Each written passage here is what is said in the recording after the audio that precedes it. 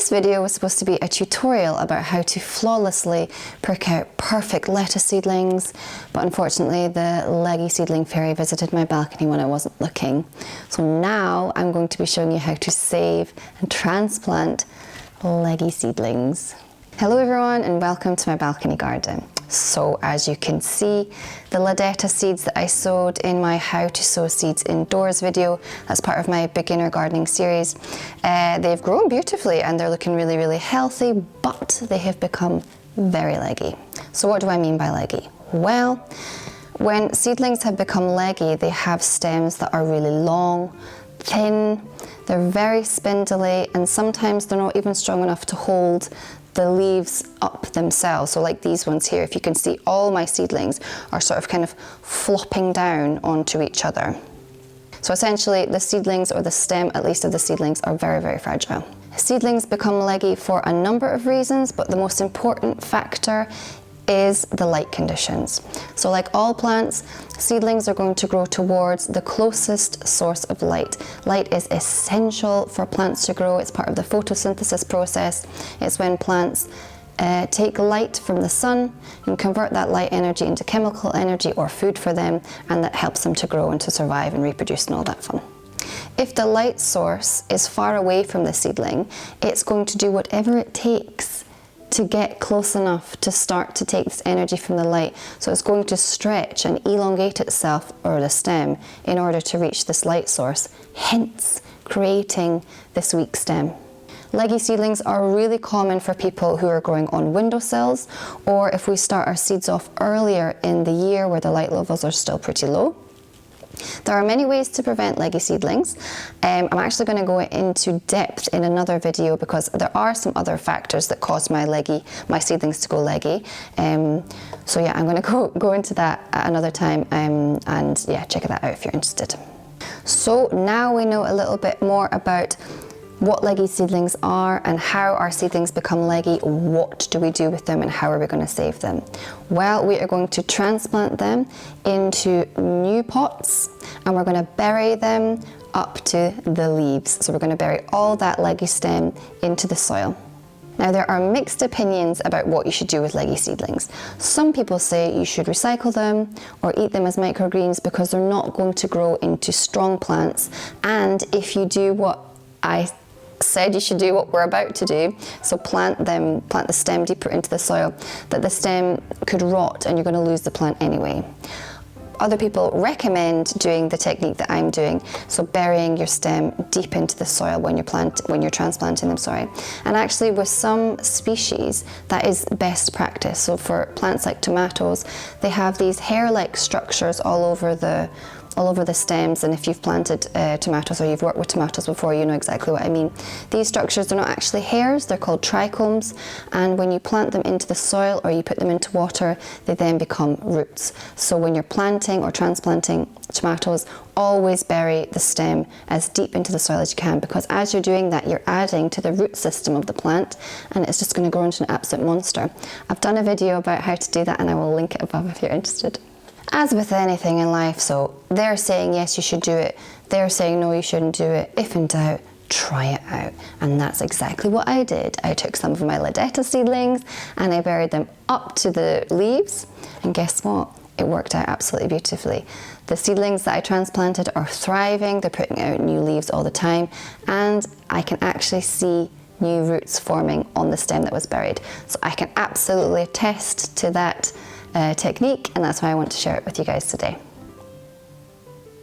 So let's get to the transplanting. Now, first what I do is I count roughly how many seedlings I have to transplant. And I do this because this is going to determine how many pots I'm going to be needing in this whole process.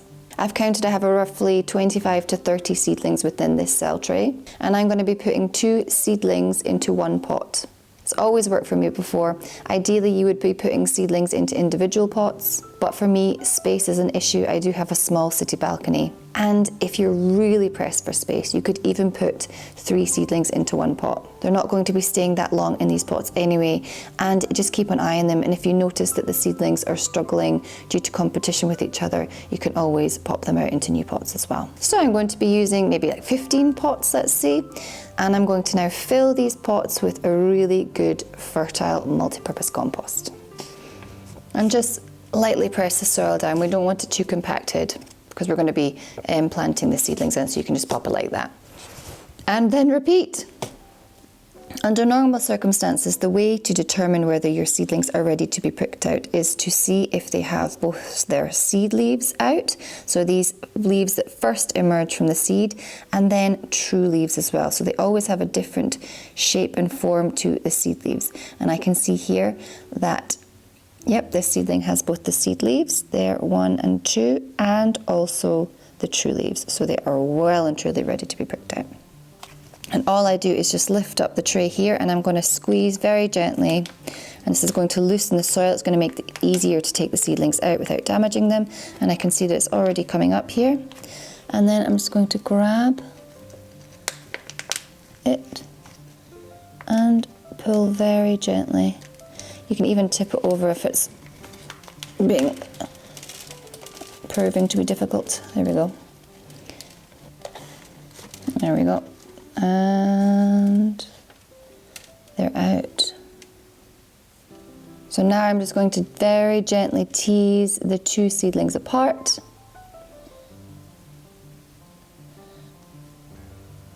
When you're handling seedlings, try as much as possible to hold either the seedlings by the leaves or by the roots, because the stem is very fragile anyway, especially in these conditions when they're leggy.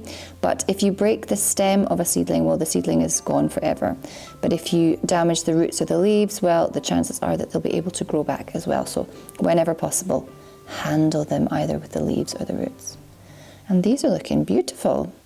So you can see on both of these seedlings, although the stem is elongated, it's too long, they both have lovely root systems. So that's really encouraging. It's a sign that the seedling is really nice and healthy, and it's going to take off when it's planted into its new pot. So I'm just going to make a hole with my finger for one seedling. Take the seedling, pop it into the hole. Remembering, of course, to bury that elongated stem. And then gently firm down around the stem, up to where the leaves begin. Perfect. Do the same with the second one. Make a hole, seedling by the leaves, pop it in the hole. Oops. And then gently firm down around the stem. Perfect. Once you've transplanted all your seedlings, give them a lovely big drink.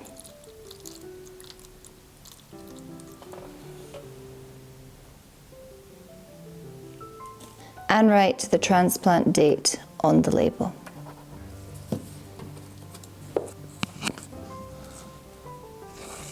Once you've done all that, place your seedlings in an area that's going to receive loads of light.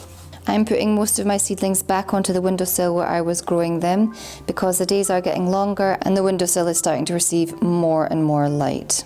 The weather where I am right now is very cold and crazy. It's actually snowing today, so I don't want to put my seedlings outside. But if the temperature where you are allows it, I would even move the seedlings outside, because that's going to help with the legginess issue, and it's going to give your seedlings a more even coverage of light, so they're going to grow upwards and outwards rather than towards one source of light. Don't worry if your seedlings become a bit floppy after they've been transplanted. It is a bit of a shock for them, but they will absolutely recover. They're going to start taking up water, and they will start to grow beautifully in no time at all. Water them regularly and make sure that the soil remains always moist but never saturated. For lettuce seedlings, the ideal temperature is around 16 to 18 degrees because it is a cool weather plant. Of course, if you are growing other seedlings, it's best to check online what is the best temperature for those specific seedlings to be growing at. And once you start to see roots coming out of the bottom of the pot, that means it's time to transplant your seedlings even further, so into another pot or into its forever home. So that was how to transplant and save leggy seedlings. I hope you enjoyed the video.